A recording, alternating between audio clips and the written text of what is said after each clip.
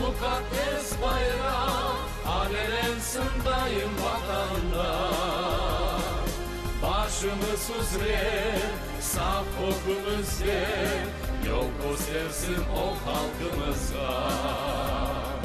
Benim bayrağım, aziz bayrağım, milletimin temsili sensin.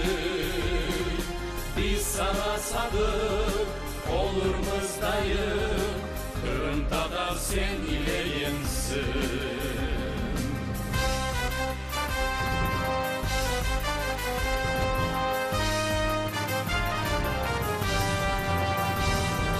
Biz cesur millet bunu yakşı bil, bayrak ile kedeyik ok gel.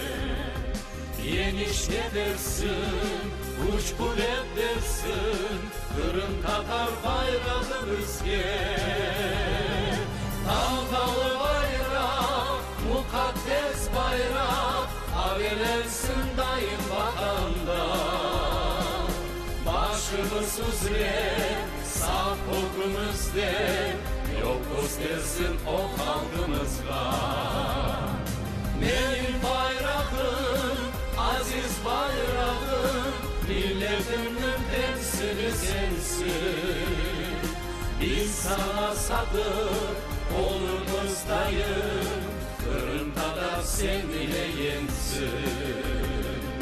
Biz sana sadık olurmuz dayım,